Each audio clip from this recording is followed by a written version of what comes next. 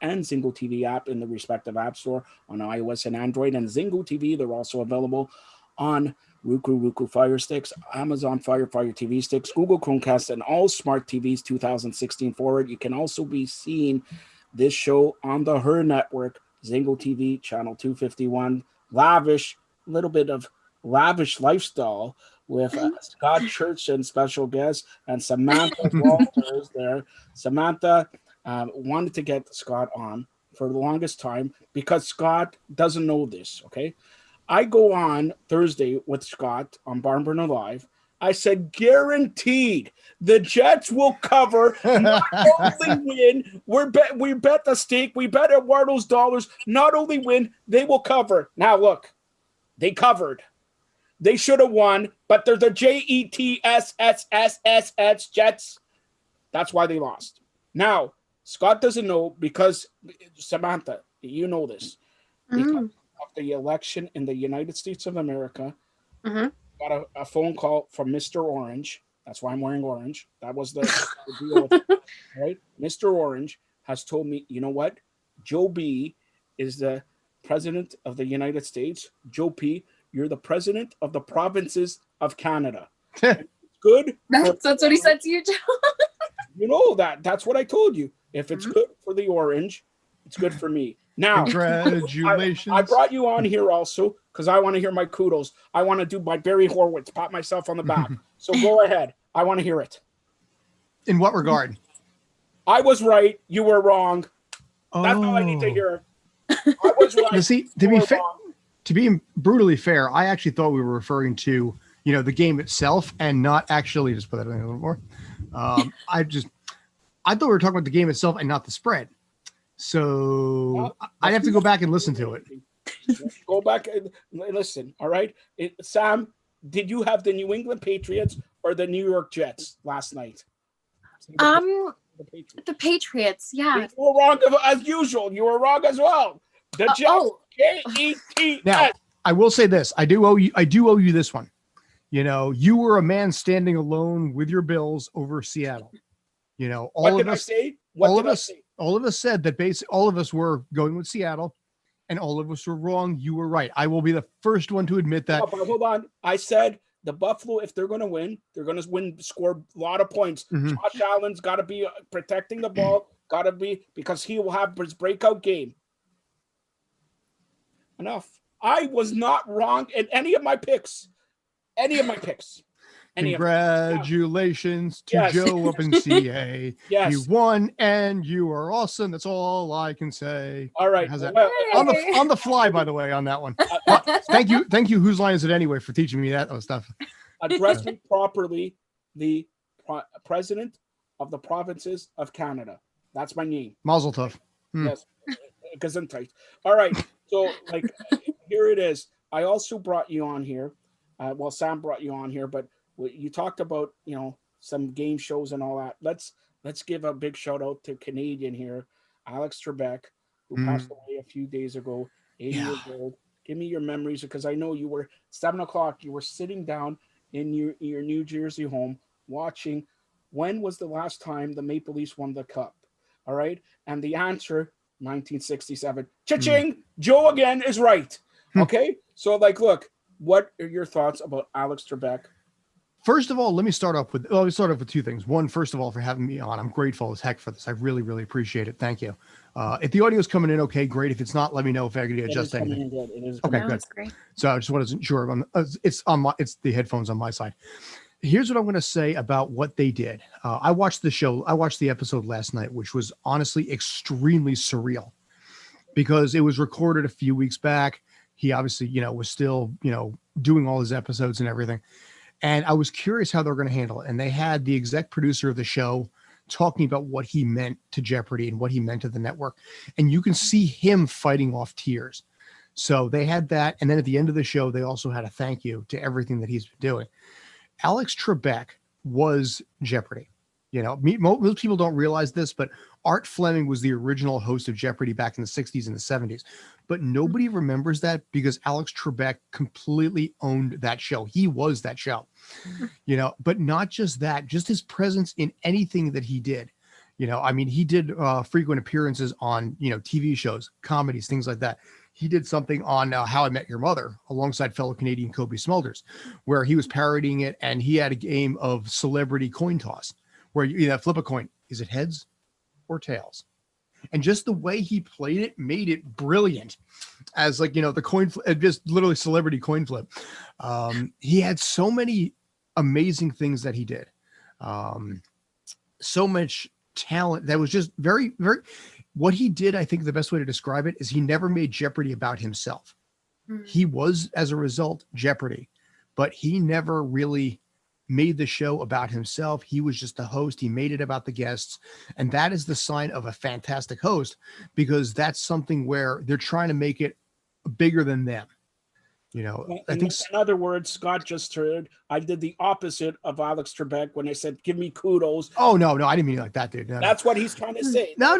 Actually, I'll be honest with you, I completely forgot about that conversation because I have a memory like a sieve here. You know, it's just gone. But no, I mean, but I was thinking about this more from some of the other game shows that are out there right now, where it's all about, you know, this person presenting this game show, not this game show with this person. And I think that's where the big difference was with Jeopardy. And I was going to say Wheel of Fortune as well, where these guys make the show about the show first. They just happen to be there running it.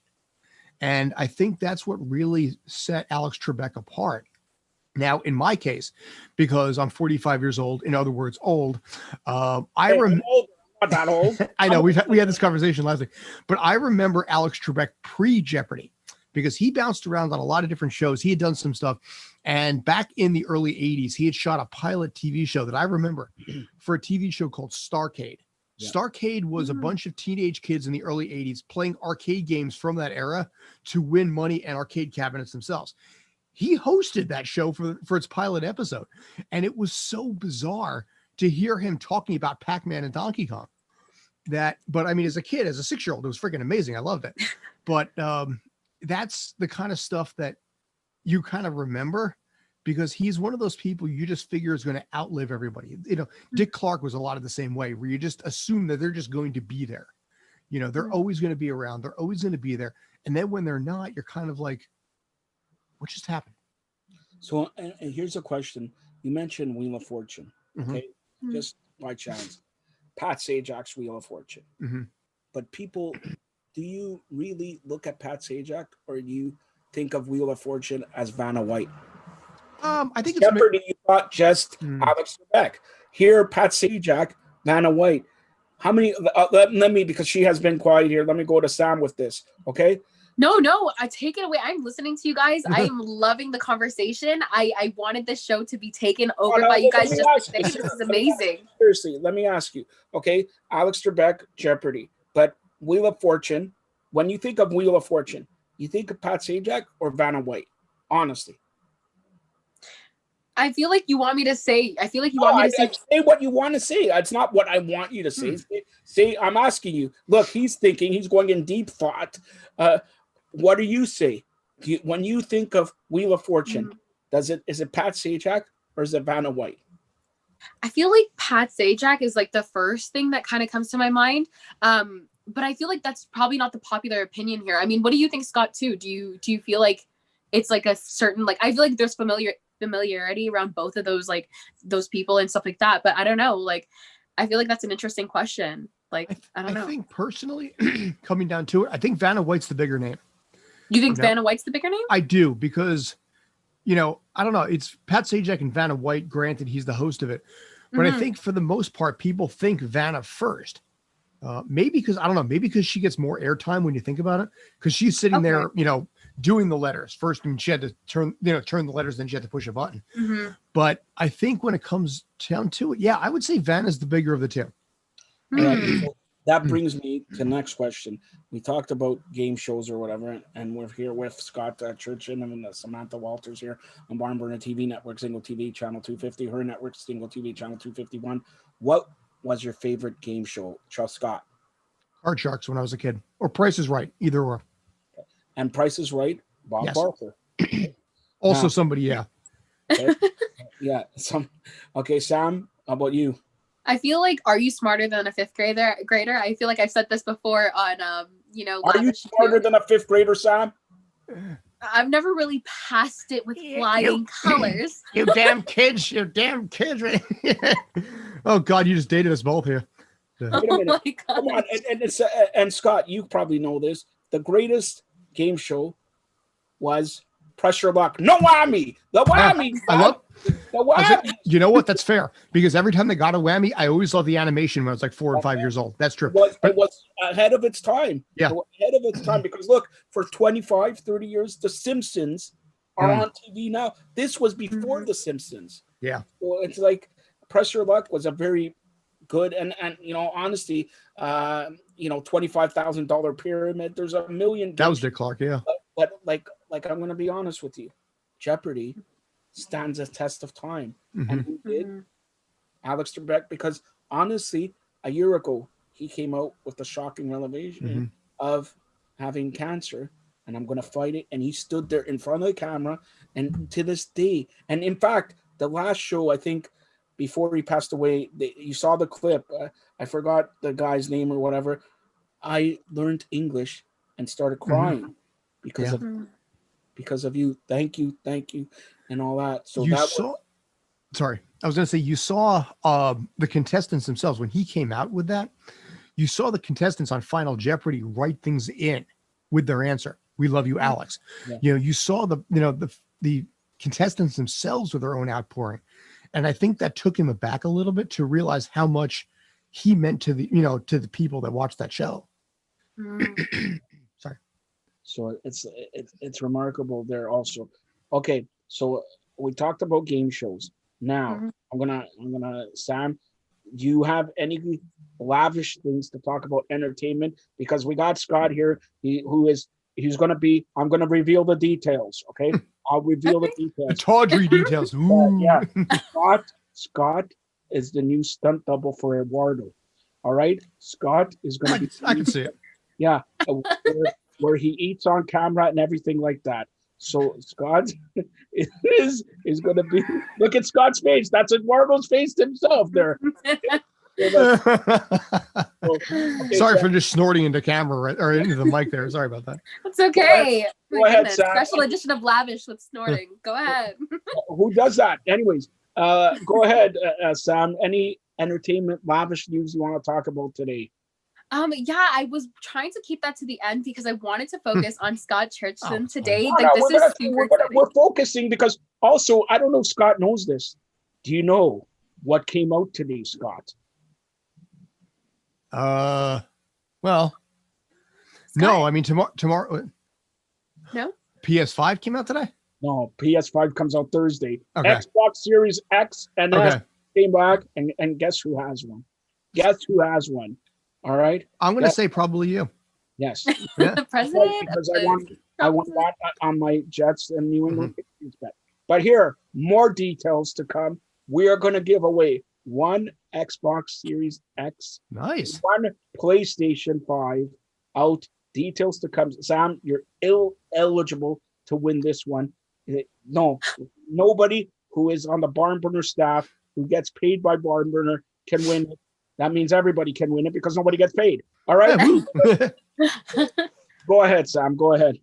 Oh my goodness. Yeah. So even on the topic of the Xbox, Scott, do you even play Xbox or PlayStation? Were you ever like one of those gaming type of guys or? Yes, I was. Right now, the last one I've got right here is the PS3. Okay. I haven't. My problem is growing up with video games. I was really, I had a major addiction to it. You know, in my case, my issue wasn't picking them up. My issue was putting the controllers down. And what was your favorite game? Street Fighter 2. All right. Second favorite game. But see, are you trying to like see if there's any connections between your favorite games and his? No, He's like, Final Fantasy 4 when it came out, or 2 in the US. Man, come on, there's no sports. All right, you know what? Here, I'm gonna do this one better here. Final Fantasy 3 Japan when it came out in Japan, because I used to play it in the States, being able to convert it with a gyro mic cartridge. Yes, and Sam used to skate with blades of steel. There you go. Blades of steel. Yes. Yeah. Oh my goodness, this is so exciting. Wait, so you were saying you used to play it back then, so you haven't like really picked up your PS? Oh, can you still hear me? I still do. Give me 1 sec. Promise. Yeah, of course. I'll be right back. But super excited. Again, we're here on Lavish, the Barn Burner TV network, Single TV channel 250, the Her network channel 251 with Scott Church. Then Yes, Arthur. Yeah, this is my Rob, the robotic operating buddy that I got in 1987. Still works, but I got that. Actually, he hangs out on my bar down here, which is really awesome. Right next to a gigantic teddy bear. Wow. I got that guy 33, almost 34 years ago. Oh my gosh. Yeah, wow. so- Still in good condition though. It Oh looks yeah, he's absolutely fine. new. He's fine. So I mean, obviously, I don't really use him for much anymore, but he is a cool decoration. I hang out with him. I say hi to him. But hi. yeah, no, he's just What's Rob. his name? What's that? What's his name? Rob. Rob. He's All the right, robotic operating buddy. You had to use that you only got to use that for 2 games, Gyromite and Stack Up. So I got Rob. I've had him since January 2nd, 1987. I remember the day because I spent an entire year. Put him up on the screen again. Yeah. Oh my I gosh. spent an entire. Oh my gosh! I see it. Rob. His name is Rob. That's my Eduardo. Look at that. Look. Does he eat on camera? Does he eat on camera? There. He probably can't. No, because I don't think the hands can come up. It's like he can kind of wave. Wow. Right. He's got nice lashes. And Sam, at the end of this program, I'm going to announce very special details about some store and everything that's going to be joining. You'll see I got big details coming up. We're expanding like crazy. By the way, Scott, how are my eyelashes? They're mighty eyelashes, sir. They're absolutely fantastic. They are. Very good. Very good. I absolutely They're incredible eyelashes. Right. I've been told my Irish and my Scottish accents are passable for the States, but terrible in Europe. They've opened. What about your Santa Claus accent? Joe was trying to do this yesterday on Lavish. The ho ho ho, Merry Christmas. Joe was listen.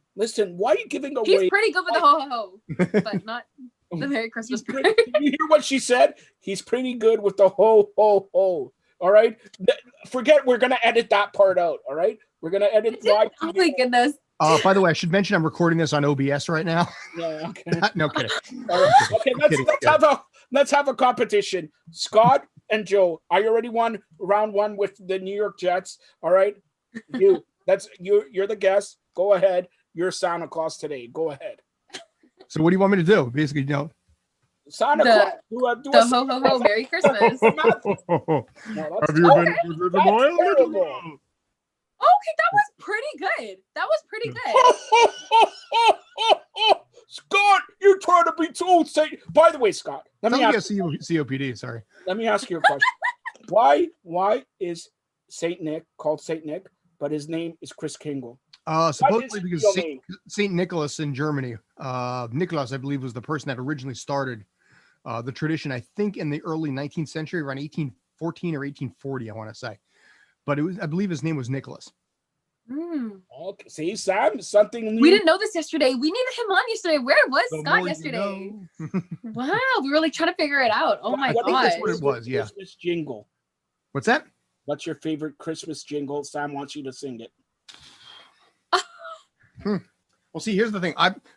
What I need new Christmas music, because here in the States, they play the same like 12 songs for a month and a half, and you really get tired of them. But here comes Santa Claus. Here comes Santa Claus. Right down Santa Claus Lane. He's going. There you go. Sam, come on. That was really good. You had one guy singing. Come on, you got to sing something. What's your favorite jingle? Go. Oh my gosh, no. I feel like we have the same I like just songs want that you to sing. I know, but Joe, you go ahead and sing. What do you mean? No, Oh my gosh. I sing. Listen. Hallelujah. Yeah. Hallelujah.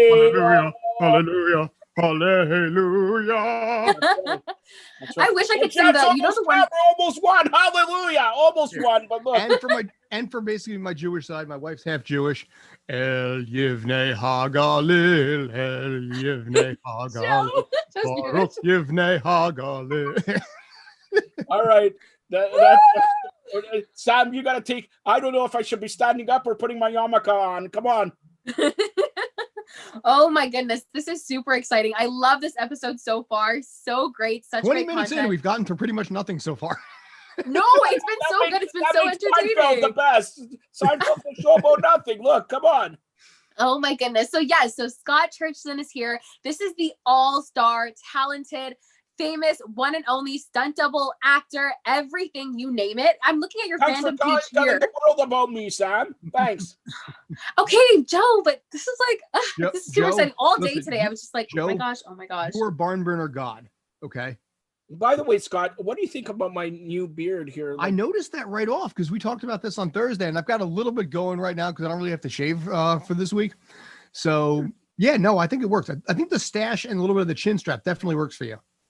Chin strap. Hey, I should go in back. Yeah, you got a little chin strap going on there. I got my payout. Me, I just have, just lazy and not having done anything with it. So it's like Sam mentioned. Let's look at what you're doing now. You were on set, a stunt double, okay? Stunt double for who? For what? What moves did you have to do? What did I teach you? Did you use it? Come on. Sir, first of all, seafood, thank you. So the funny thing about stunt work is that on some hand, it can be very dangerous and painful and things like that. And I have sprained knee, a tore rotator cuff. Other times you're just kind of there in case they need you for something, so I've seen situations where, a guy could be just pushed by a first teamer. And that push, just as simple as it is, just a little shove like that, requires a stunt person because of the way the union contracts work. Because it's one of those things where they're there in case something happens. So I've had a situation once. I'm trying to remember. Let's see, Dark Knight Rises. We talked about that. We talked about Gotham a little bit.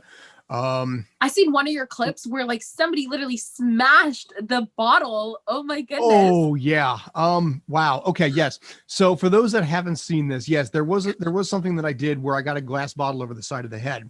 Now, if some of you say that it's sugarcane glass, it's not painful. It was done by a Wardo, right? Yes, it was actually. They didn't tell you that part. He was wearing a mask, so you just looked like drink it, but you just look like a gangly, Southern American dude. No, but what they don't tell you is how much that thing hurts. So it's funny because if you sit there and you pause, like go like a tenth of a second on the second clip, you can just see me kind of going, pausing a little bit, kind of like bracing for the impact of what's going to be coming in, because I realized how much it hurt the first time. And do you have to do it? Do you have to do it a couple of times before they actually like film it or something? No, thank God, no. What they'll usually do is they'll practice a few times, make sure they got it. In this case here, they went right to rolling with it, and hit me with it the first time, and my first thought was, "Ow," You have to think about ow, and then then they're like, "All right, we're gonna do it again." I'm like, "Okay," and it's funny because now I realized how much it hurt the first time. They're going to hit that same spot a second time. And could they do it on the other side? Can you just turn continuity? They had to hit the same spot again. But fortunately it's my head, so it really doesn't do a lot of damage to to anything up there. But it was funny because I was so unprepared for how much that hurt there. But it looks great. I mean, it looked absolutely fantastic. It looks so real. I was like, oh my gosh. And then the blood. I was like, I was watching literally all the clips as soon as you sent them. And I was literally showing my family one by one. I was like, oh my gosh, look. But so it's not, is it sugarcane glass? Is it like, it is sugarcane glass. It looks so real. And you're just there like, wow. And so would you say that that's kind of like the bottle smash is kind of like the most painful kind of stunt to do instead of falling or jumping through a window or something like that? High falls I've never done. I've trained to do high falls, but I've never trained to do high falls. This is so like thrilling. There's a place in New York City. What does that mean? Like for layman terms who are just basically they teach you how to fall onto a giant mat and not kill yourself. Oh, that's a wrestling move. Like go there from 30 to 50 feet up. I do that all the time. Oh yeah, it's it's a Tuesday. I've already done a couple this morning, but no, there's a place over in New York City where you climb up a gigantic. You pay them for this, by the way, to climb up a gigantic ladder and just sort of teach yourself to roll off the side, roll forward, and then drop. But the funny thing about it, the instinct that you have to do is you instinctively, normally you're just bringing your head forward. You're thinking protect your head. But that is arguably one of the worst things you can do, because what happens is your body impacts and then your head smacks down. So what you have to do is you have to go 100% pure parallel to the ground, parallel to like the mat, and their entire body hits at the same time. So your head doesn't individually smack, the mat as well. Because what happens is it hits the back of the head, and then this weird sensation goes forward, and then suddenly you have a headache in the front of your head because of what you had the impact on the back of your head. Oh my gosh. I have never done that on camera. Thankfully, I did that. And I paid, by the way, I paid these people for this experience. I guess that was what, 2015-ish, I guess, maybe 16, I forget. That is still pretty recent, actually. Like, so you could still feel the thrill of like falling. That's why I'm like, is it possible for somebody who has like a fear of heights to even be a stunt double, like for that type of stuff then? Like, the good news is they usually have stunt people for different things. So, the guy that gets set on fire is a specialist in that kind of thing. I've seen guys get set on fire. They bring in specialized people to do that sort of thing, and they pay them extra for every single take. So they pay them the normal stunt rate, and then normally pay them like an extra $100 or $200 for every single time these guys are set on fire. They wear a specific outfit for it. It's very, very much protected that way, but they still pay extra. They have the guy that's the high speed car guy, the high fall guy, all these really high involved things. They have a special guy. But if it's just something simple where, you're driving, a high speed, if you're, being thrown against a wall, that's a kind of a generic thing. It looks awesome. But so they would be able to use like you for all of that then? Like can you be in a certain area to do all of that type of stuff then? If they needed that, yes. A lot of times it also depends on, if you look like a person. So if you have a first teamer, so for a lot of the stuff that I ended up doing, it was the TV show Gotham on Fox, because I sort of have that Irish kind of look that Donal Logue, who plays Bullock, has. And especially when I grew this out, people ironically enough couldn't tell us apart. It was pretty easy that way. So we had me hit somebody else. What's that? What show was that? Gotham on Fox. On Fox. Okay. Yeah. Ben McKenzie played Jim Gordon. Donal Logue with Bullock. You brought up something, and maybe you don't want to divulge this or whatever. How much does a stunt double make?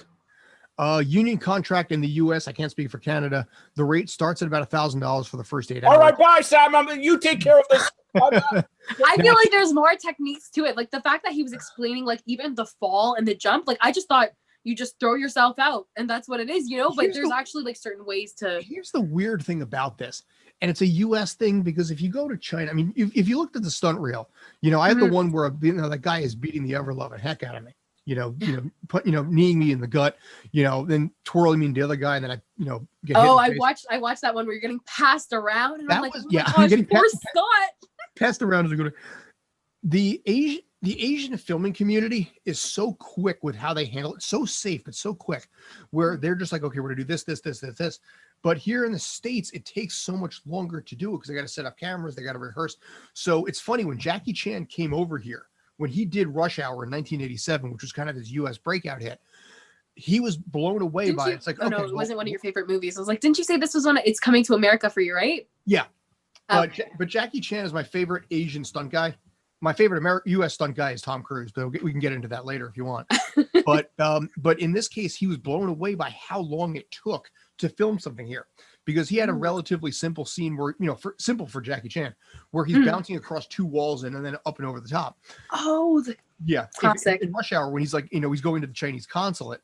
That scene, he's done that so many times in Chinese films, where he's just like, okay, film it, we'll do a couple times in half an hour, we're moving on.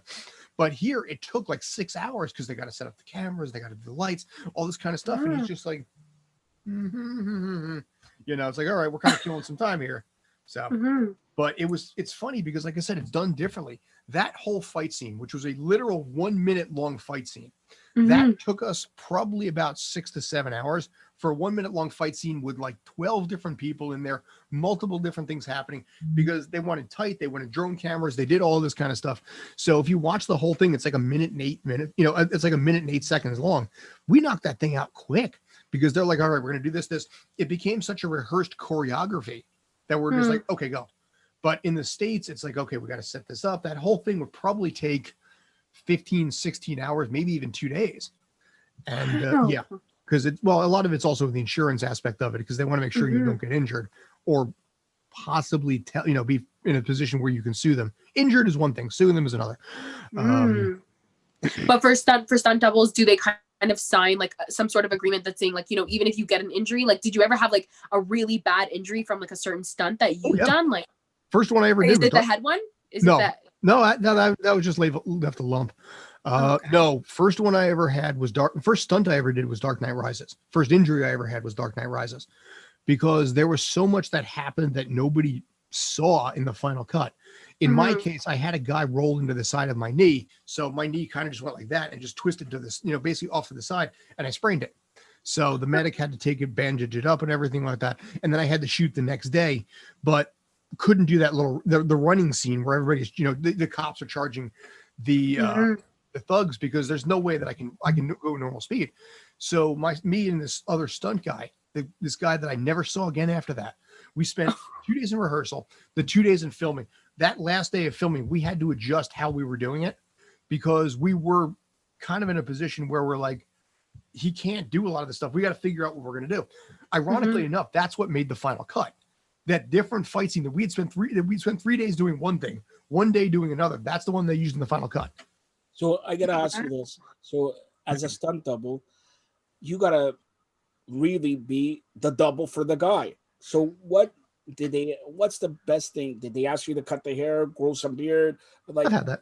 What, you know, do they allow you to say no to something? Yeah, they do. My concern with that is if you say no and you don't have the credibility, they're going to remember you said no. Yeah, that's what I'm saying. Like, yeah, there's a lot of issues with that. So one thing I don't picky, right? You got to be picky. Like you say $1,000, okay, I'll do this. Can you negotiate? I'll do it, but you got to pay me $2,000. You can negotiate in certain circumstances depending on what they want. But again, I have found part of the reason why I think I've had some of the success that I have is because of the fact that I haven't been that guy. You know, I probably could have gotten more, but I was kind of thinking, you know, pennies now, dollars later kind of mentality. So, sorry. So is there a guy that you always wanted to work with that you're holding out? Like, you know, you mentioned Tom Hanks, or not Tom Hanks. Tom Cruise. Tom Cruise, Jackie Chan. Like, is there a certain? Is there a certain like some guy who I refer to as DJ? Sam knows him as Dwayne. That's I know him very well, but Sam doesn't. But anyways, Sam did speak to him. All right. So is there somebody? Let's call them out. I'll do the job because, you know, I do amazing promos here. So let's call them out. Who does Scott Churchton want to work as a stunt double for? I know it's Joe Pasek, but anybody. Oh yeah, Joe Pasek, Samantha Walters are my top two. Yeah, but my bronze medal. Compare me to Samantha Walters. Thank you. Hey, listen, I'm not. I got to do that. But I mean, Ryan Reynolds. God, I am sorry about that. I'm not sure. What's that? Ryan Reynolds. Yes, right. Sorry. Yeah, I think doing 2 shows in a short time is affecting me a little bit there. So I do apologize for that sincerely. But Ryan Reynolds, I think, would be kind of fun. I know a guy that has worked with him on a bunch of occasions. Hugh Jackman is one of the nicest people on the planet.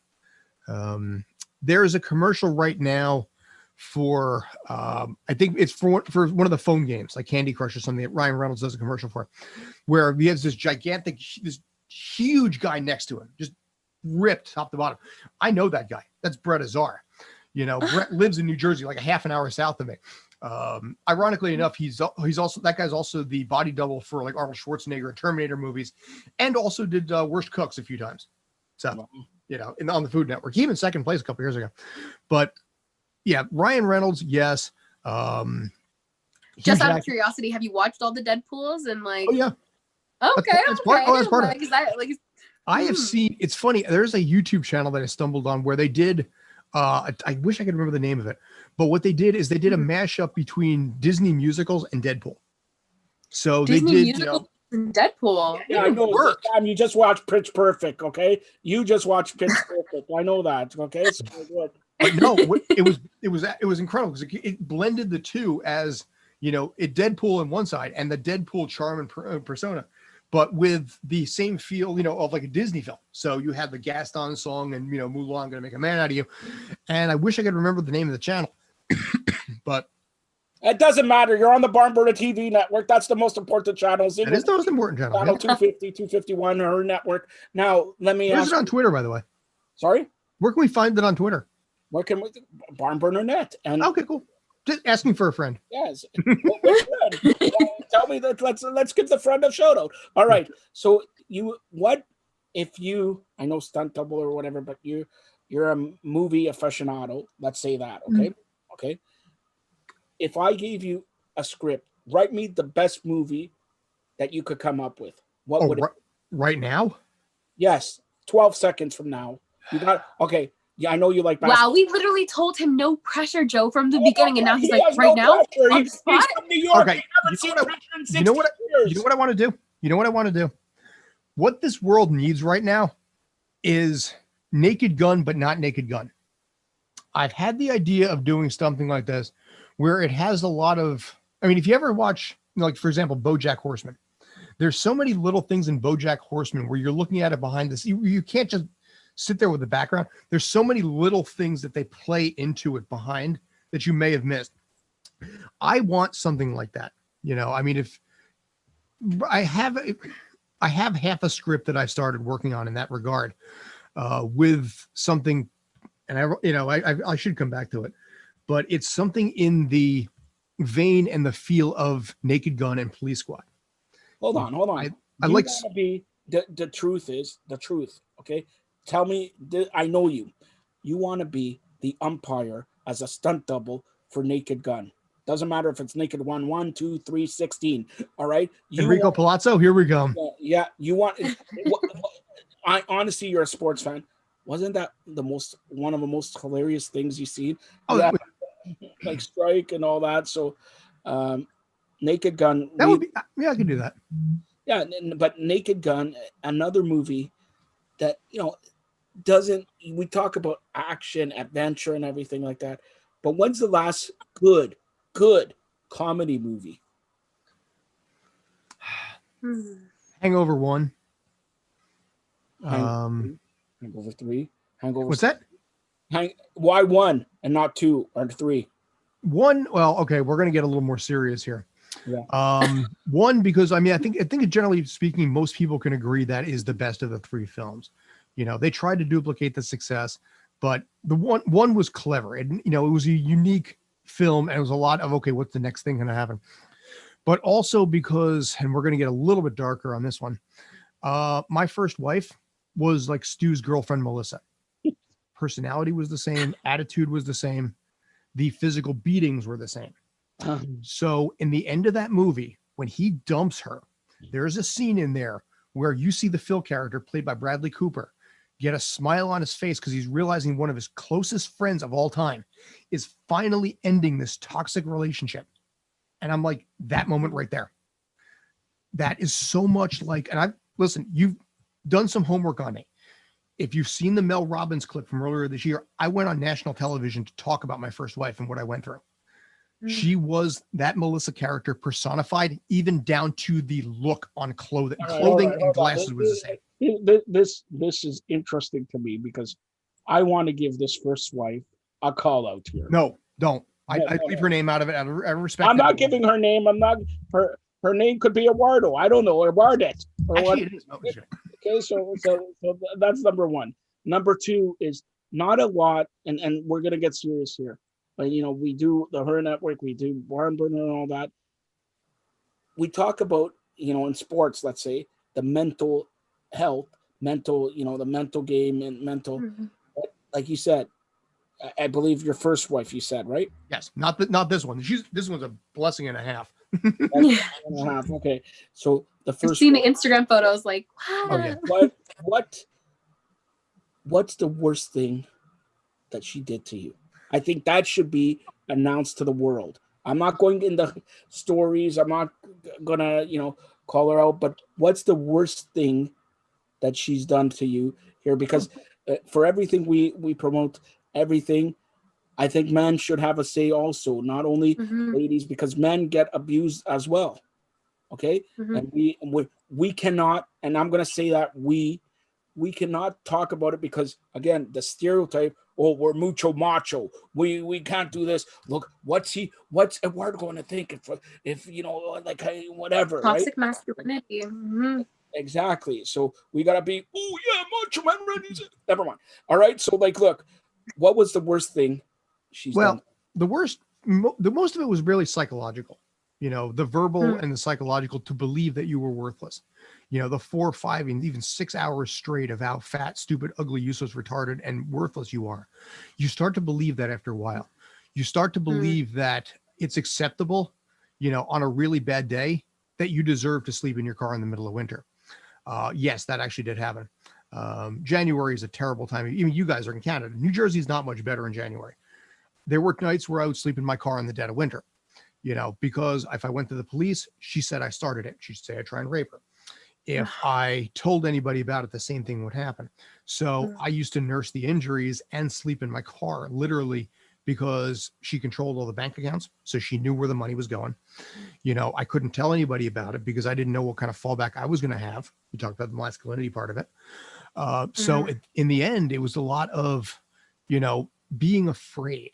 The biggest thing that I had, the biggest issue that I had was being afraid. So ironically enough, right now, as I'm looking at myself on Zoom, I can still see everything around me. I can see, the sink over there. I can see the curtains over here. I can see everything through the corner of my eye because I learned how to train myself for anything that might hurt me. I learned to train myself. And if you hear about this, anybody of any gender, doesn't matter what the gender is, who goes through a toxic relationship and a physical relationship like this, what I'm saying is stereotypical. They all know where everything is, both good and bad, because it teaches them how to protect themselves a little bit. Now, in your case, you had mentioned the fact that, there's domestic violence shelters for women. There's, things like that. But I always find that there's never anything for children really so much, animals and men. If you want, I've talked a lot about having an egalitarian society. If you want true egalitarianism, you're going to have to find it sometimes in places you don't want to necessarily look for it. Now, I found this out when I was on Mel Robbins earlier this year. Statistically speaking, 1 out of 7 men will experience domestic violence in their lifetime. It is also statistical 1 out of 4 women. I'm not dismissing that. Please do not think I am. But 1 out of 7 is a pretty dang high number. So you think about the number of people, hosts that, Barnburner has, and think about how many of them have gone through it. And how many of them have, not only like a spouse, like there's so many people, and I'm going to say this, so many people go through mental anguish and trauma, not from a spouse, even from a family member. Oh yeah. From a mom, a dad, a sister, a brother, a cousin. Like there's always, I'm going to say this. Everybody has an uncle who, he's here. He watch out what he says or whatever, because now everybody's got to watch everything, right? It's like, oh my God. And he's just taking whatever, right? And then it's like you have mom, dad, aunt, whatever. It's like, oh, here is, whatever. Oh, let's hide the food. Let's do this. Let's do that, right? So and that's not only like, I thank you for sharing that, but it's not only a spouse. It is, family members, best friends, let's say that. Okay, so that's something to be aware. Like, I know this is lavish and we joke around or whatever. No, absolutely. I'm so glad that this issue is being brought up, because you weren't planning on that part of the conversation, were you? For the show today. Scott, that here at Barnburner, I changed. There's no Google documents. There's no nothing. We go by we change around everything here. Okay, so that's not true. I have my Google document here. Joe just doesn't want to be added to it because he wings it all the time.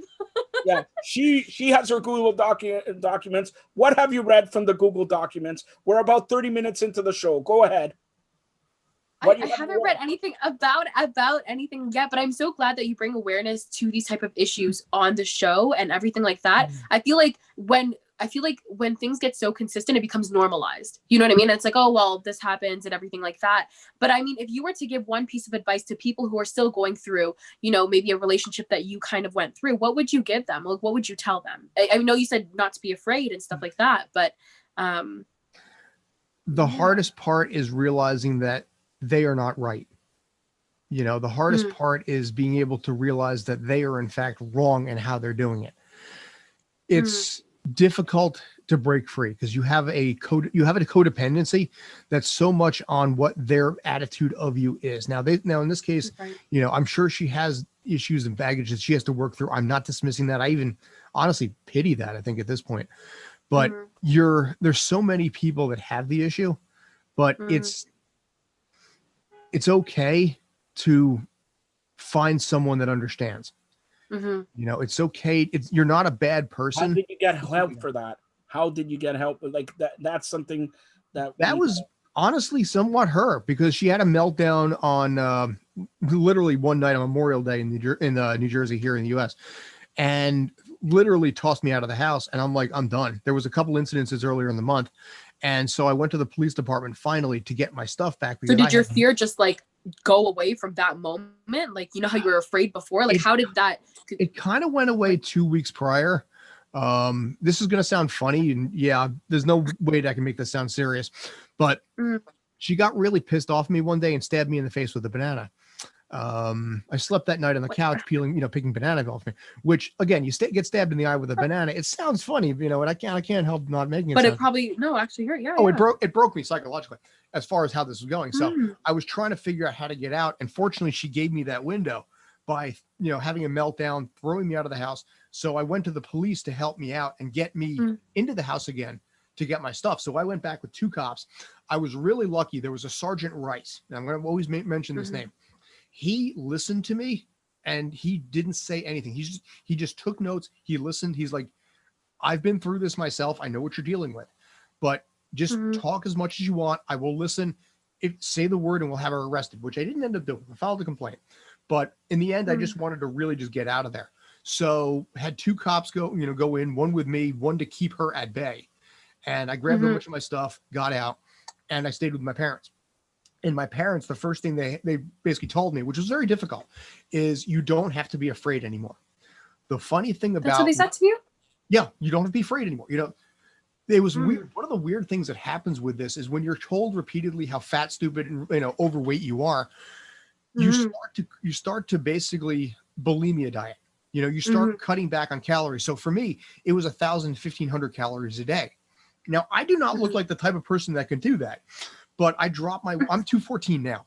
I dropped my weight to 196 because I was on a total calorie deficiency because I was afraid to eat. When I moved back in with my parents, the first thing Mom told me was, if there's not a label on it that says no, you can have it. It's okay. But I had to train myself it took me months before I could finally embrace the fact that, yes, I'm allowed to eat again. You know, and she pulled me aside a few times, like, listen, I have told you, it is okay. If there's not a label on it that says no or something else, you are allowed to get the stuff out of the fridge. It's acceptable. That's the kind of stuff that I think a lot of people who've gone through what I have to deal with. You know, being able to overcome that aspect, being able to overcome what was said and become somebody who's acceptable, you know? I mean, I was a financial advisor at the time. There would be times where I would go see a client immediately after a beating would happen. You know, I remember one really good one where it took me, there's pictures of it on online, but I had injuries that took 3 weeks to heal. I was seeing clients in long sleeve shirts in the middle of June because I didn't want people to see what was on my arm. You know, so you have to try and maintain normality while the rest of the world to keep the rest of the world oblivious to what's going on. That's one of the hardest parts. All right. Well. Wow. Yeah. Scott, thank you so much for sharing that. I feel like it's such a hard. No. Hold on. It says here we have 5 minutes. You know what? I saw that. Do you want us to go longer? I know Sam is going to give me the googly eyes and say, "Oh no, I got to watch something on." No, Scott's on today, so and I'm actually. I can probably do another like 15, 20 minutes if you're cool with it. Well, ask our producer. Teresa, would that be okay? Another like 15 or 10 minutes if you have to go, or we'll go to 7:25. Okay. Wait, what? 7:25? Yeah, okay. Yeah, fair. I think I can pull that off. But let's make it 7:15 if it's okay. 7:15. Okay. Yeah. Thanks. Yeah. Just to respect her inside. Hold on, Teresa. Do we have another show at 7? Well, she'll get back to us in 10 seconds. So. Yeah. I feel like we need hold. But no, No, I was saying before, I was thanking you for sharing that, because I feel Oh, like yeah. this is such a hard conversation for many to talk about. And I think, are you able to speak about this with, like, you know, confidence, and be able to just push, like, okay, sorry, I was reading what she's saying, but be able to just talk about this because you have gotten to untrain yourself and you've gotten into a healthy relationship and everything like that. Is that why you're able to kind of now, like, when you talk about it, you seem like, you know, it doesn't really affect you anymore as much? Like I think I don't know. everything, here's the thing. I think everything, no matter how small, affects you. It may not Yes. seem like it, but no matter how minute. So this conversation, every little, but it will affect me in some minute way for the rest of my life. Mm-hmm. But Mm-hmm.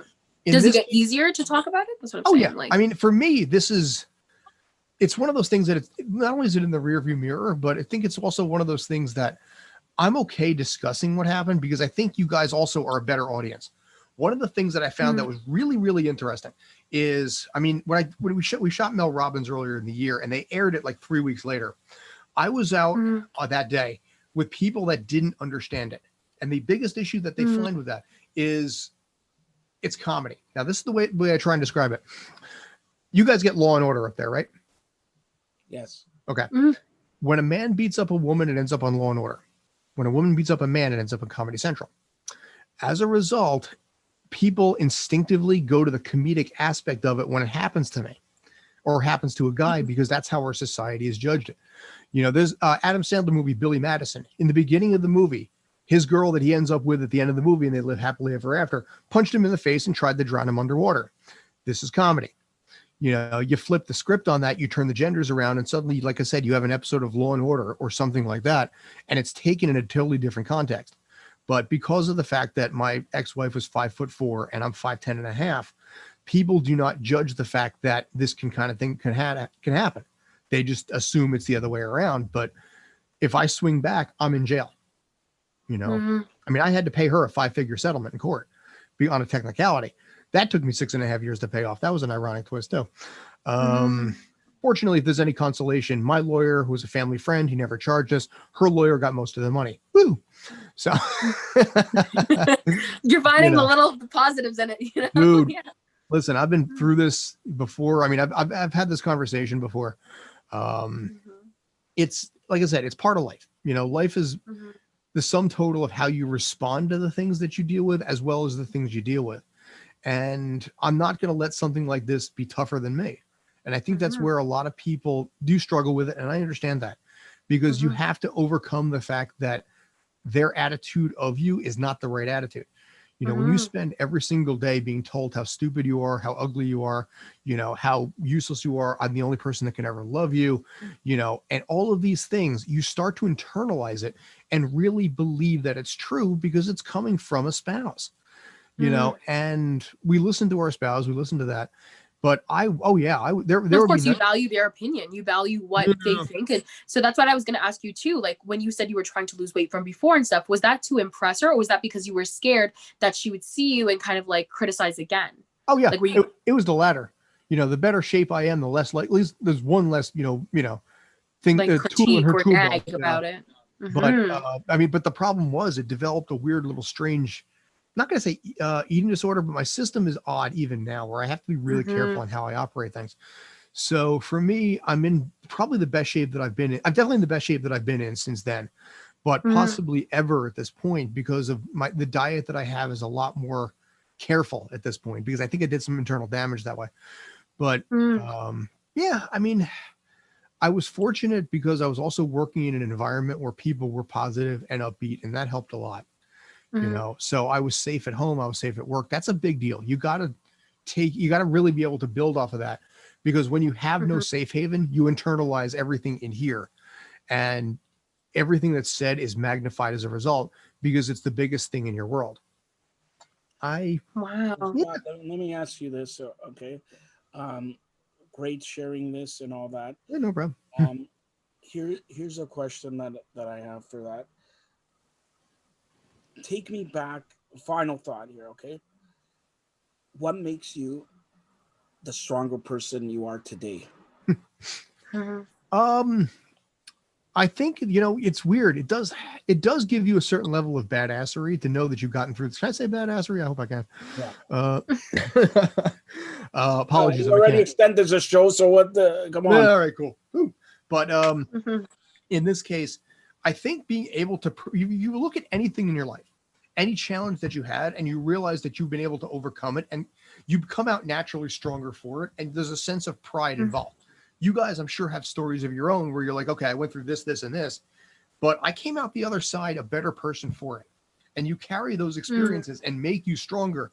So when you go through something else in the future, you're kind of like, well, I had this back then. I got through that. I can get through this. And that's huge. I think that's one of the biggest takeaways that I've had from this. The other big takeaway, That's a good mentality, actually. I'm like thinking about it now. And I'm like, okay, yeah, continue. Sorry. No, that was okay. But it's funny because you don't realize, I think, until you go through something of any sort, can you realize other people that have been down that same road, but you can kind of see it a little bit. So some of the challenges that she went through, or that she was dealing with internally, that caused her to do all the stuff that she was doing, I saw that in other people as well. You know, one of my bosses at the time was also very similar that way. Not physical, but a lot of, you're not good enough, you're going to quit, you're going to fail, all this kind of stuff. So the same kind of thing. There may be a commonality in how they operate, but you come out a little bit smarter from it. You come out a little bit wiser from it. You come out, like I said, you come out definitely stronger. All right. I feel like now I'm going to start seeking advice from you for a bit. Like I've recently come out of abusive relationship too, but I don't think I'm in the state where you are, where it's just like, how you were just explaining the mentality that's like, I've been through this, so I can go through this. And I almost feel kind of afraid to take the next steps, to kind of be happy again. Like, how did you, was it right after that you got into like a positive relationship, like with yourself and like with somebody else? Like, how do you move forward from that, even if you feel a little stronger for letting go? I was single for a while. I went out on dates, but it's a weird thing. A lot of women usually aren't really interested in a guy in his mid to late 30s living with his parents. So you got to overcome that one a little bit there too. But here's the first thing. You've already taken the step. Whether you realize it or not, every second is another step. What you have done here, with this is another step. It's another growth process. What you've done, with the show, with her and all this kind of thing is something to be proud of, is something to build from. So you have this, this ball of whatever, what you're dealing with right here, but you have all of this around it that you've built. It's so much bigger than this one thing is here. And that's something to be immensely proud of, to be able to say you built all of this. Okay, you've got this thing here. You've got this issue that's right here. Fine. But you have so much more than just this issue. You are so much more than just this issue. And that's where I think when you realize that and you embrace that, you realize that what they did, honestly, that's on them. All right. So Scott, we got, 10 more minutes. So let's talk about some positive here. Yeah.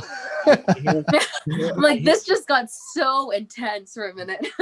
I hear you have a show on the Barn Burner TV network, ZINGOTV channel 250, third Tuesdays at 4 p.m. Is that true? That is true. Oh, yeah. Wow, one thing that Sam wrote in the Google documents that we're going to I did. about. Wow. Oh my gosh. I was like, do not forget Look, to I don't even need the Google document. Tell us He about writes it in. Look at that. So, oh my gosh. Yes. So yes, tell us about it. Yeah, it's a show called The Sports Den. It's on from 4 p.m. to 5 p.m. Myself, Rob Stats, who was the body double and stunt double for Giovanni Ribisi on the show Sneaky Pete, and also a guy named Jared Robeson, who works for CBS Sports on like NFL Sunday. The three of us have a show together talking about current events in sports, talking about the history of everything, bringing on guests. So earlier today, we had Mike Houston on. Mike Houston played Lee Dixon for 4 seasons on Orange is the New Black. He also did like Blue Bloods, Boardwalk Empire, Sneaky Pete, also, like I mentioned that show.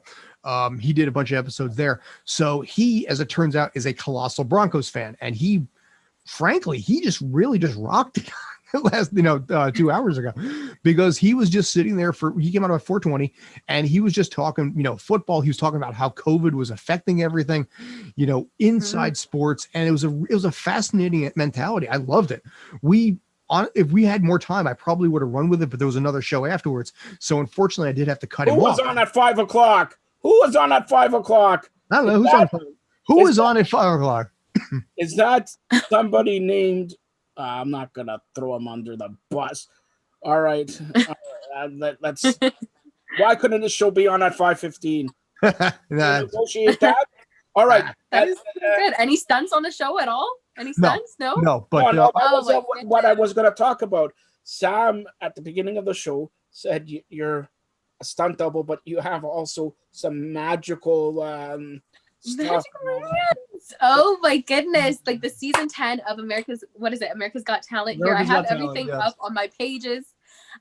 Literally here. Oh my goodness. And it says like, you know, you performed in front of like, what is it? 700 people on a stage used for martial arts. And like, obviously in front of a crowd there. I feel like you should have made it to round 2. Scott, I would have approved it immediately, giving you the Thank golden you. buzzer there. Here's the Oh my funny goodness. thing. So what is it? Is it magic or is it like No, your real? There's a theory that I have something All called. right, take us through that. Sam, follow everything he says. All right, Sam, Okay. because you know I have to host a show. I got a lot of pressure on me. All right, I'm the Oh my God, I'm getting too excited. president of the provinces of Canada. A lot of pressures on me. Okay, so go ahead, so, Scott. Do it slow so Sam could sort of mimic you. All right, go, Sam. Do that. I can't. Joe, oh my goodness. So Sam, try. Yeah. Oh my God. Basically, I'm trying to figure out a way to relax myself and keep it on camera. There's no way to do it.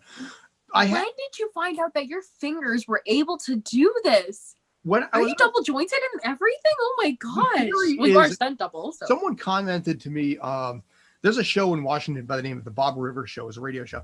Someone over there, of all places, commented to me out of the blue that he theorizes that I have something called Ehlers-Danlos syndrome, which is like a hyperflexibility of the bones in the body. I mean, I don't know.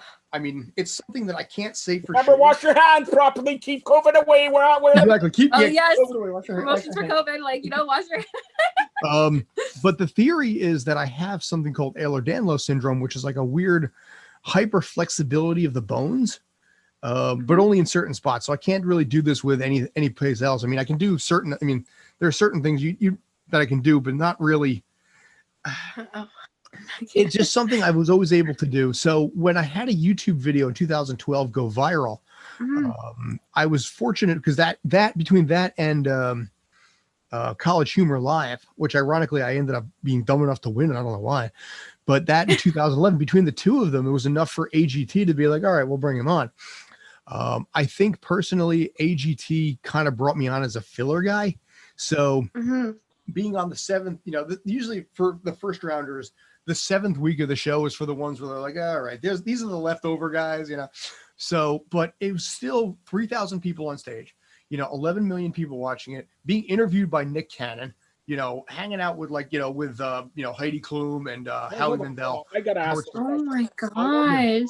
Oh, Nick Cannon was a hell of a nice guy. We're talking about Bobby's World. Hold on. A lot of people compare Nick Cannon to Jolton Joe. Oh yeah, totally. I say it. Yeah, but honestly, the greatest host you have ever been on shows with, who actually gave you a show without even knowing your hidden talents and everything like that. All right. And you talk about AGT, that's America's Got Talent. Forget about them. Forget about them. They don't see the talent that we see. So right now, without even asking your permission, I got a new show. Barn Burner Got Talent. A new show. Barn Burner Got Talent. Half an hour show, whatever day you want to do. I'll replace a Wardle show. Doesn't matter. Okay? Barn Burner Got Talent. All right. Would you accept? Well, if I'm a judge on it, Scott gets approved. Scott is the winner of it all. Oh my goodness. I didn't say you're going to be a judge on it. The ratings need to go up, not down. All right. So, like, look. That was such a bad, that was a good diss, Joe. That was shots fired. All right, look.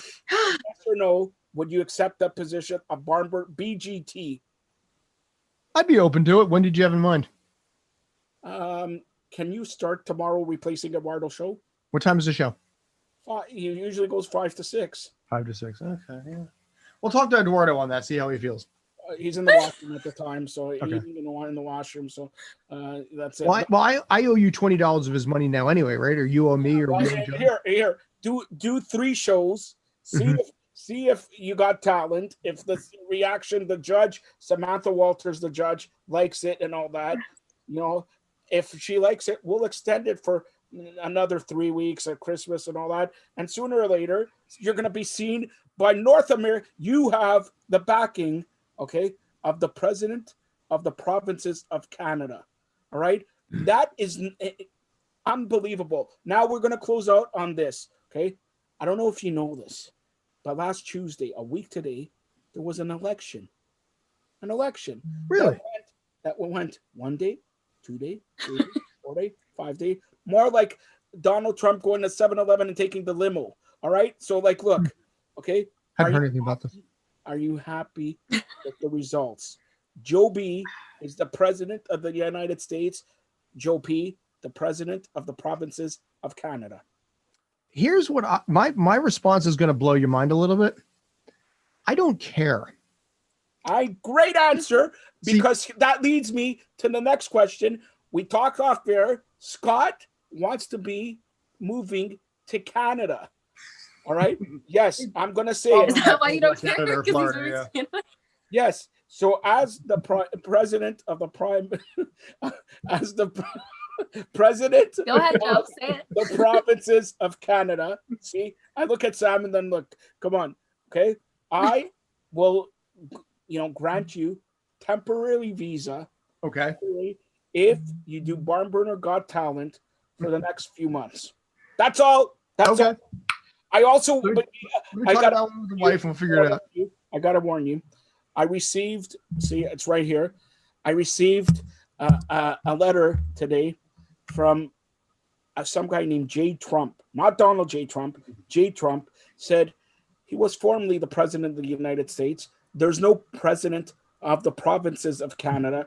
He would like to be the president because he said Canada, he wanted to put up borders around Canada and no free trade and all that. But then he says Canada should have a president. Forget about prime ministers. You're taking like a second-rate country here. If you have a prime minister, everybody has president.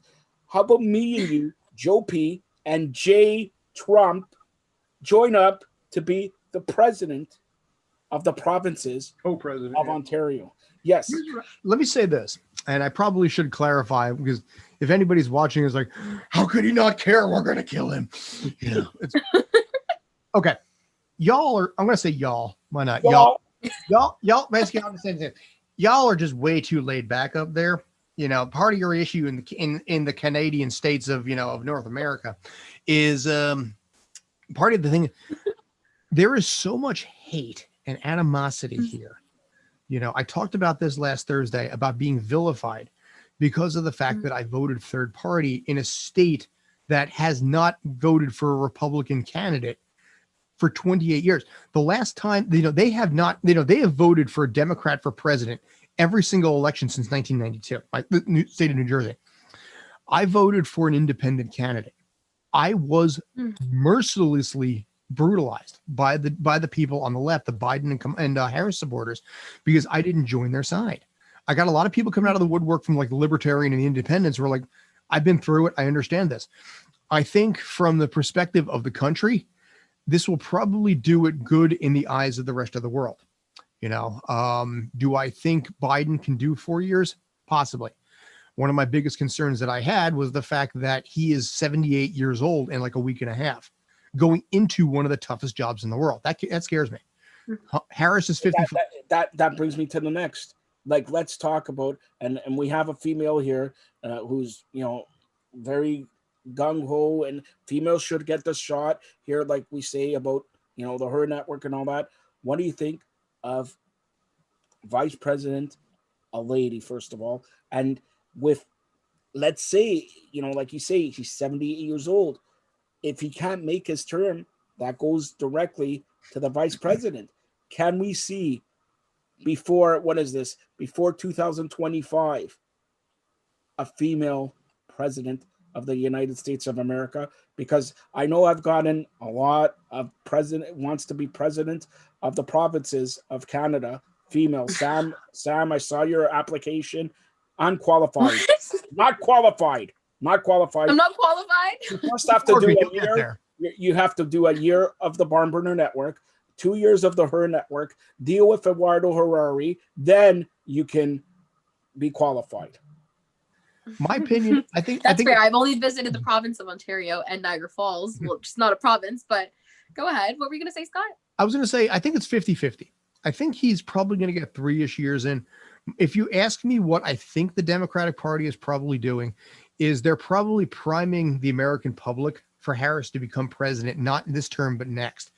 See, in this case, she did not have a lot of name recognition down here. Biden did. Biden was Obama's, vice president for 8 years there. So we knew Biden. Harris was a little bit of, was somebody that we were not that familiar with. What I think is happening right now is one way or another, she is going to be on the ticket in 2024. Now, in the United States, there's an amendment called the 25th Amendment. If for any reason a president is physically incapable or mentally incapable of continuing on as president, the vice president is sworn in as either acting or full-out president. It's the 25th Amendment. It is a possibility that this might be one of the few times in history that we'll ever see a 25th Amendment, because no offense to the guy. I mean, listen, props for a dude who's 78 years old for becoming president. But the dude's 78 years old becoming president. He's going to be 82. Well, he's the oldest, but he was also the youngest too at one point, being in the whole political field though. No. Yeah. But the problem is, the job involves such a level of rigor where if you look at, for example, Barack Obama, when he took office and when he left, granted it was 8 years, but it aged him. His hair was darker. His hair was grayer. The physical, I think he's a Bears fan. That's why. Well, he's from Chicago. Yeah. He's a Chicago fan in general. But I think the issue is the fact that there's the raw physical toll that it takes on a president. I think you're telling me. Me? Well, dude, I got to deal with people like Sam. This is not about you right now, Joe. We're learning about politics. Go ahead, stop. Canada's got 30 million people or so. 35. 35. Okay, sorry. Actually 36. The United States has about 10 times born every second. The U.S. has 10 times that amount, and you know this as well as I do. Our fingers are in every part of the world. Then Robin, my wife Robin, and I, current wife, good wife, not first wife, we were looking at this last night. Currently, the U.S. is at war with like 5 different countries right now. We have had wars going on. We've never had less than 2 wars for like the last 20 years. Okay, you got the Iraq war, you got the Afghani thing, you got the ISIS, we battled Pakistan. We have so much involved with so many other countries going on that it all trickles back to Washington, D.C. and the work that has to go in there. Whether you like it, whether you're not, I'm not talking about that. I'm talking about the physical toll that it takes. And my concern is that you may not be strong enough to do it, in which case you have a now currently 55-year-old vice president. She could handle it. And when she's 59 in 2024, that's when I think she's going to run as the Democratic candidate. I think that's what's going to happen because she has name recognition now. We got a couple minutes left, so here's the. If that happens, though, you guys heard it here first from Scott Chertson. You predicted the future here. Oh my goodness! His predictions are not correct. If you go by last Thursday, come on. If I predict it, come on. So now. He has the superpower, Joe. He has the flexibility that only 1 in a million people have here. So, oh wow, Joe. Oh wow. Look. All right. So yeah, that's right. So here's the question. One of the final questions. Let's say she takes office, they vote for her, or she has to take by emergency order or whatever. What changes do you see a lady of the presidents in the United States do as opposed to all the guys that were there? Is there dramatic change if a lady is the president? I'm going to say somewhere between no and I don't know. I'm going to say no because politicians are usually there's a higher power usually running the show behind them. The Biden, to put an example on this. When Hillary ran for president in 2016, she spent $637 million on that campaign. When Biden ran for president this year, he spent $1.1 billion. That money's coming from somewhere. It ain't coming from his pocket. So Trump was, by the way, $900 million. So between the two, that was $2 billion that was spent on the campaign. There are certain people that are, I think, behind the scenes personally, and now we're putting my little tinfoil hat on, that are kind of controlling the shots there a little bit too. And the party, I think, is bigger than the candidate. That's where I think it's the way it's always been. So I'll be honest with you, I don't know. It's hard to say right now because we've never had it before. I can guess, but. Okay, so Wow. we're gonna close out, Sam. I'm gonna close out with some sports questions. All right. So yes, you take I'll just be leaning on Scott's answers. Okay. you take a seat. Look at the great background she has. Look at the like great background there she has and everything like that. All right. So Scott, now I'm gonna ask you this: Super Bowl in Tampa, February 7th, the day before my birthday. I want all these presents, big presents. You say to $20, $200 presents from Sam's salary. All right. So look, okay, who is in the Super Bowl in 2021? I don't know. The easy pick is to say Kansas City. The easy pick would be to say, maybe Seattle. I could see Tampa going far into the playoffs. I'd say it's probably about, they could pull it off. This is something we talked about on the show earlier. The Sports Den, 4 p.m. to 5 p.m. Tuesday afternoons on ZingoTV, channel 250. I could see Tampa pulling something off there. I see Pittsburgh.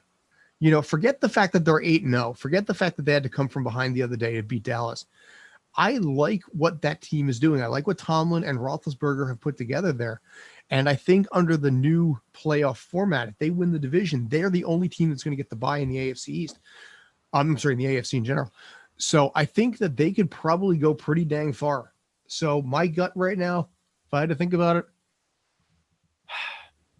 I would say Pittsburgh and either Tampa or Green Bay.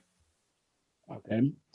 Wrong, but I'll take that. Oh, you're going to say Buffalo, probably. Well, I'm not stupid. Stanley Cup next year. All right. Stanley Cup next year. Who is in it? Do the Toronto Maple Leafs, your new country's team, because you're going to be right next year to Toronto, to Canada and all that. If you say differently who wins the Stanley Cup, I'm going to deport you faster than you can say Donald. All right. So look, who wins the Stanley Cup? Give me your Stanley Cup finalist. Oh, it's no contest. Toronto sweeps it in 4. See, very good. He wants to come to Canada. They're actually going to be the first team in Stanley Cup history to pitch a shutout in all 4 games of the sweep. That he is 100% right, because they're not going to make the finals. So they're not going to score. They're not going to give up. I know where my bread is buttered. Look. See, great minds think alike. All right, great minds think alike. All right. So, any final thoughts, Scott Churchin? Any final thoughts? No. I'm grateful to be on. I'm grateful to actually, hang with you guys. And if you ever need basically, someone to fill an hour, possible boredom, call me up and let me know. No, this show was so great. That Sam, what do you say? It was amazing. I feel like this is the best show. Gotta make him a regular guest. So I just want to do this. So every Tuesday at 6 p.m. you're on here because you have a show at 4. He's like, take a break at 5. I gotta check my schedule on that. Something at 5 to 6. At 6 o'clock, you're back here. What do you say that? Don't forget also that you're going to have a new show called Barn Burner Got Talent. All right, Barn Burner Got Talent, and Samantha Walters will be the judge. Will be one of the judges. I'm going to bring some specialized judges here, very special judges with big lashes. All right, check out Brazil Lashes. Brazil Lashes in Brampton for your lashes needs, I guess. Needs lashes or whatever. Sam, you know about lashes. All right. I know about lashes, but all the way in Brampton, Joe. It's Scarborough to Brampton. The best shop. Why you say Scarborough? Who wants to go to Scarborough anyways? Scarborough. Yeah, who would want to go to Scarborough? Scott, Scarborough is like I don't know, Harlan. Okay. Think of Harlan and this, what would you say? Would you say that's true, Samantha? Wait, I don't know. Wait, Scott, when you come to Canada, are you coming to the province of Ontario? Wait a minute. Well, apparently I am. Yes. Yes, he is coming. So I don't know when you guys are being serious or sarcastic. So I'm like, are these serious conversations? You're gonna have to tell me after. No, go ahead, Scott. We got 2 minutes left. Go ahead. Well, we've discussed it. Let's leave it at that. Okay. I don't know yet.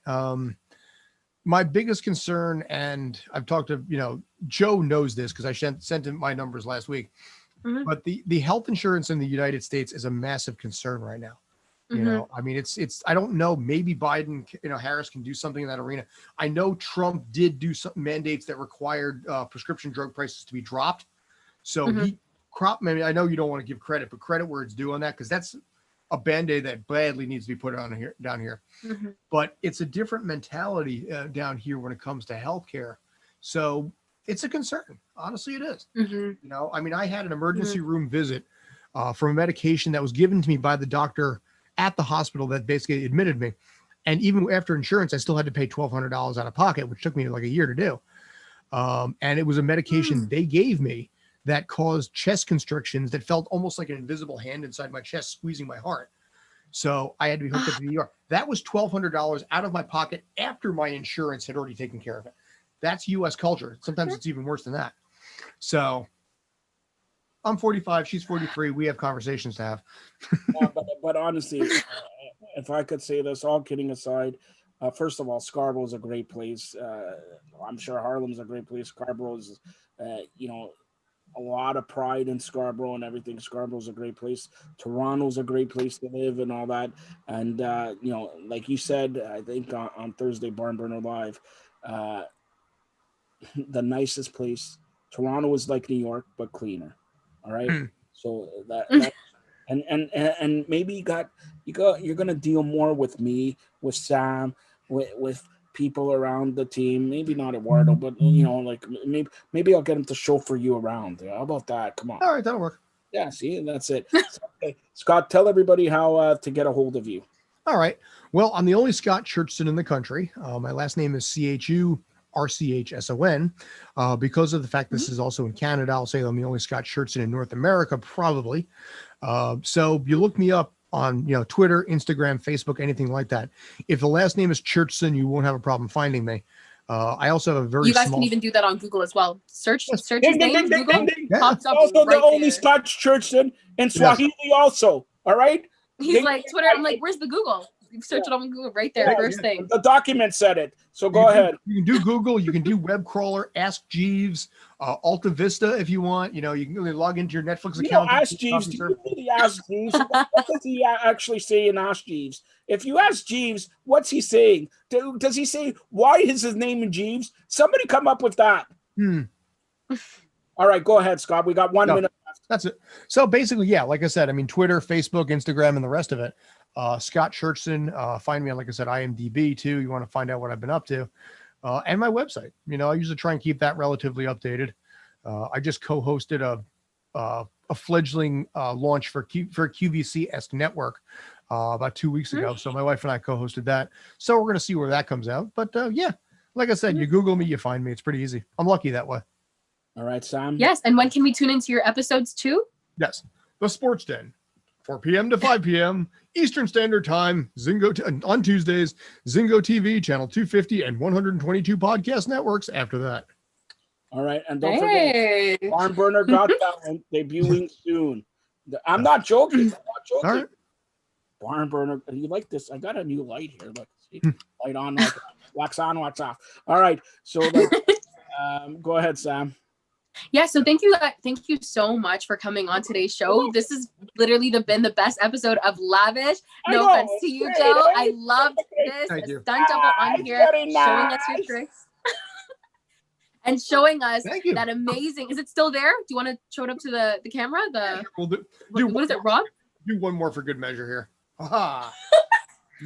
Yes. Oh my goodness. Showing from your hands to the toy. Is it the toy there that you have there too? Oh my goodness. Everything. Rob, just showing it all last minute. Perfect. Yes. You guys have seen it here first on Lavish. You guys can get a hold of me at Smith_media on Instagram and on Twitter at Smith_media with an extra.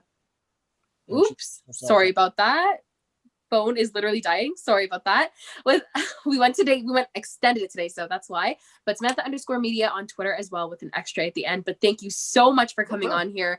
Don't forget to tune in tomorrow to Lavish at tomorrow's not Lavish actually. Tomorrow Lavish. Tomorrow is Lavish. Okay, I'm just getting the days confused. Yes, but do not forget to tune in 6 p.m. Monday to Wednesday. Who's our guest tomorrow? Let me ask you, who's our guest tomorrow? Deanna from the H.E.R Network. We're gonna be talking about online dating, but I'm so glad we talked about relationships today. Wait a minute. Yes. Deanna, should I shave or keep my beard here? I don't know, Scott. Didn't you say you liked it? Should you keep it? I think it works better. If Scott likes it, that's okay. Nothing against Scott, but I need a ladies person. Sam, come on. You know, if Scott likes it, then I like it. So yeah. It works. I feel like it's so Christmassy, you know? You guys both have it for Christmas, and it's like, oh, okay. I'm Jewish. It lets me know that the season is changing, and I'm like, okay, all right, the snow is coming soon. Well, thanks for watching. Thanks a lot, Scott. No problem. The Barn Burner TV network here on ZingoTV, channel 250. Also the H.E.R network, channel 251. Stay tuned for more great programming. Thanks, Sam and Scott. Be good. Thank you.